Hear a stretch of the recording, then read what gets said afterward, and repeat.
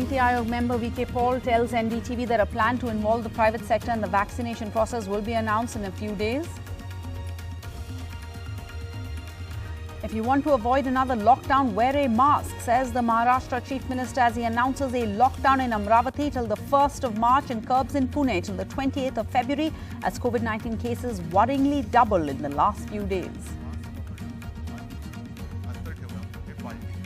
The centre writes to states witnessing a spike in daily new cases, asked to increase testing and genome sequencing to identify and watch out for new strains, and also asked states to speed up the pace of vaccinations.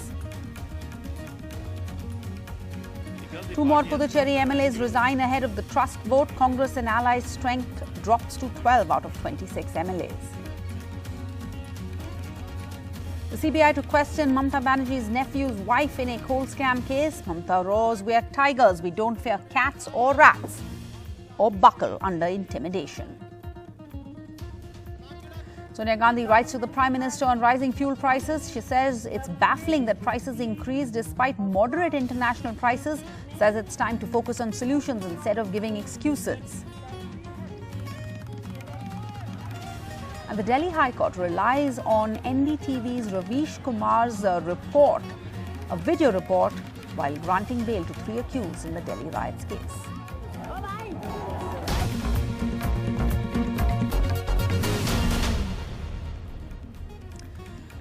As the number of coronavirus positive cases are starting to increase again in various parts of the country, and there are reports of a mutant variant of the strain, especially in Maharashtra, the NITI Aayog member VK Paul has just told NDTV that a plan to involve the private sector now in the vaccination process will be announced in a few days. He also spoke to NDTV about the emergency use authorization of the Russian Sputnik vaccine in India. Dr. Paul, when will the private sector be able to vaccinate citizens, particularly those above the age of 50? Well, presently also, Vishnu, the private sector has been so eminently involved in the vaccination program for the healthcare workers as well as the frontline workers. Out of 10,000 sessions, let's say, on a given day, 2,000 sessions are being conducted by our private sector partners. And they have done such a splendid work. And as we move to a much speedier vaccination program, amazingly speedier vaccination program as we move to the next phase, the private sector engagement would be deeper and wider. We will be coming forth those guidelines and we'll be unveiling this program pretty soon. How soon would that be, sir? In a matter of a few days. Just wait, and I assure you that private sector will play a very, very important role to augment the speed and the reach of our vaccination program, even as the public sector would be engaged very, very deeply and intensely. It's a partnership of both public and the private sector. When will the Sputnik vaccine be cleared? Is there any way to speed up the vaccination process for under 50 citizens? Well, firstly, we are very happy that Sputnik has applied. Dr. Reddy's laboratory, on behalf of the initiative, has applied for authorization, and let that process unfold in coming days. And you know that we undertake this process very expeditiously because we want as many vaccine options being made available to our people as possible. And therefore, we welcome this move and we are excited about this move. And once that decision is taken, I also know that in parallel, there are a few companies, two or three companies with which they have arrangement to start manufacturing this particular vaccine in our country. Meanwhile, the Union Health Ministry has written to all states and union territories highlighting the need to significantly enhance the pace of COVID-19 vaccinations, noting that a large number of healthcare and frontline workers still remain to be covered. Over 1.08 crore people have been vaccinated so far. 7 states and union territories have reported less than 50% coverage of registered healthcare workers even for the first dose. And the centre has asked these states, several states actually, which have witnessed a spike in daily new cases, to also increase testing as well as surveillance in order to control the situation. These states include Maharashtra, Kerala, Punjab, Madhya Pradesh, Chhattisgarh and Jammu and Kashmir. The centre has asked them to increase the proportion of RT-PCR tests and subject rapid antigen negative people to mandatory retesting by the RT-PCR to carry out regular monitoring of the mutant strains through testing followed by genome sequencing, as well as the monitoring of the emergency cluster of cases. It has also asked states to focus on clinical management in districts that are reporting higher deaths. And as cases begin to soar, once again, the Maharashtra Chief Minister Uddhav Thackeray has read out the Riot Act. He says there could be a lockdown across the state if numbers keep going up. There will be clarity on this only in 8 to 15 days. Meanwhile, in some parts of the state, Amravati, for example, there's already a lockdown in place till the 1st of March. In Pune, the positivity rate has been galloping. All this in the midst of official statements that mutant strains of the virus may already be making their presence felt in the state. आता शेवटचा प्रश्न आहे, lockdown करायचा का? या प्रश्नाचं उत्तर मी पुढचे 8 दिवस आपल्याकडनं घेणार आहे. कसं घेणार? येऊन तुम्हाला भेटणार का? नाही. मी बघणार.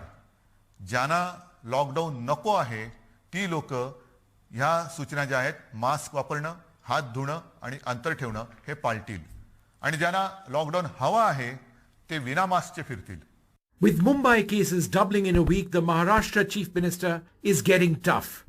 In Amravati, the government has already announced a lockdown till the 1st of March after there were 5,000 cases in the past 10 days.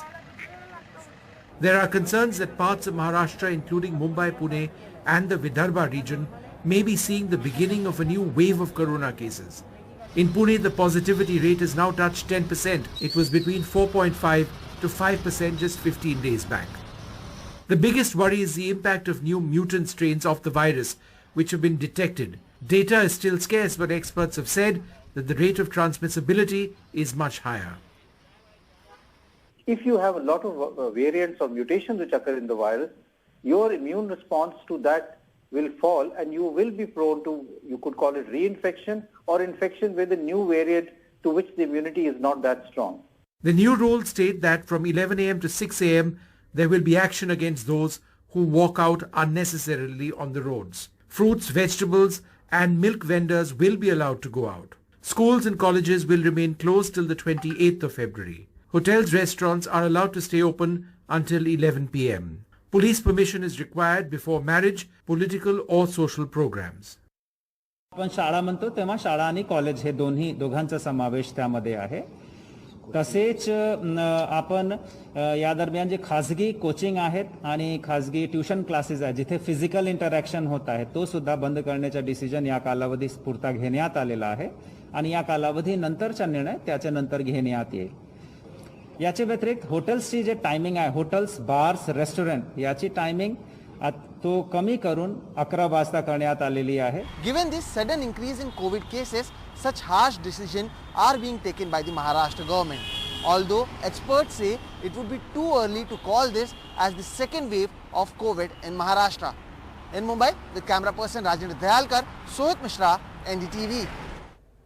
Meanwhile, on Friday, yoga teacher Ramdev released a research paper on what he called the first evidence-based medicine for COVID-19 by Patanjali, Coronil.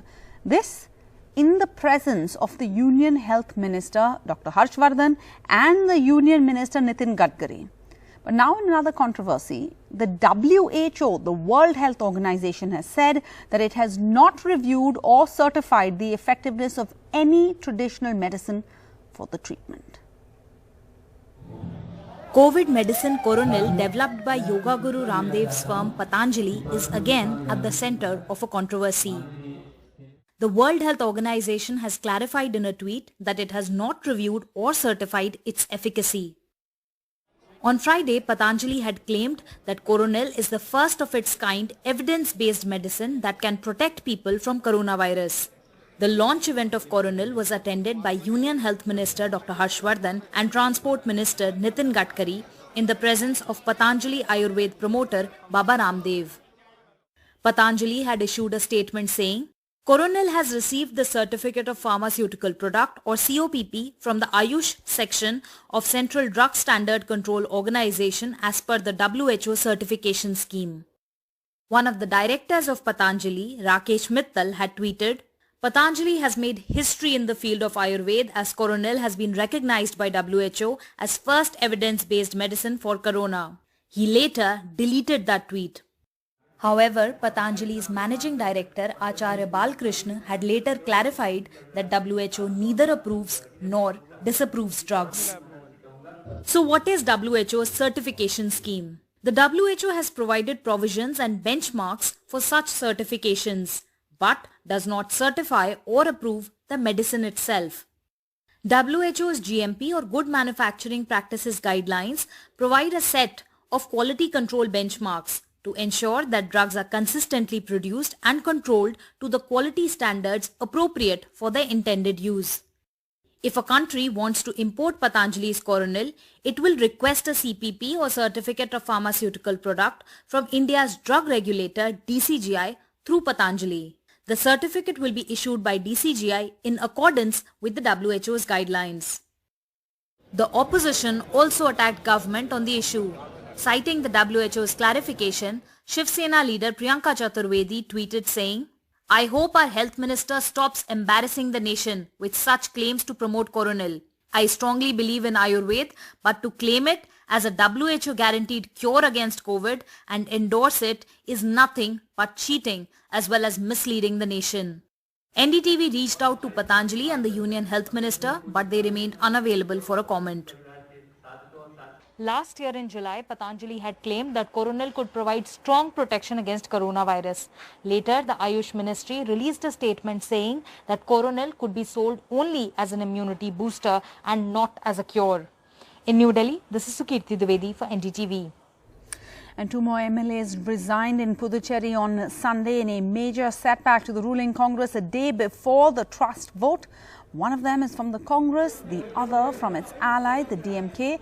The 33-member House now has a strength of 26.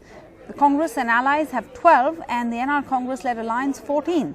There could be 4 possibilities now. The government could fall, the government could survive, or Chief Minister Narayan could dissolve the assembly to scuttle any possibility for the opposition NR Congress forming the government. With polls due in May, the governor may also bring Puducherry under President rule. Honorable Ministers, Honorable MLAs of Congress and DMK Alliance Party members, and Honorable MP, Honorable our PCC President A.V. Subramaniam, we met and discussed. Honorable Deputy Speaker was also there. We discussed about the strategy to be adopted by our Alliance Party in the Assembly, Legislative Assembly. Finally, we have decided that we will disclose our strategy in the floor of the House at the time when the Assembly commences. And amidst rising political temperatures in poll-bound West Bengal, Chief Minister Mamata Banerjee on Sunday said that she is not afraid of anyone and cannot be intimidated with jail or anything else. She asserted that her mother tongue Bangla has taught her to fight like a tiger and not to be afraid of rats. আমি কোন ধমকানি চমকানিকে ভয় পাই না এবং পাবো না আমাদের মেরুদণ্ড ভেঙে দেওয়া অত সহজ নয় বাঘের বাচ্চার মতো লড়বি বাঘের বাচ্চা যেন বিড়ালকে দেখে ভয় না পায় ইঁদুরকে দেখে ভয় না পায় দেখি কার জোর কতটা বেশি একটাই 21 খেলা হবে আমি থাকবো গোলরক্ষক সেই খেলাতে কারাই হারে আর কারা জেতে The statement came hours after a CBI team arrived at her nephew Abhishek Banerjee's residence to give notice to his wife for alleged kickbacks in a coal smuggling case. The CBI in November last year had registered a case to probe the alleged illegal mining and theft of coal from the coal fields of Eastern Coalfield Limited.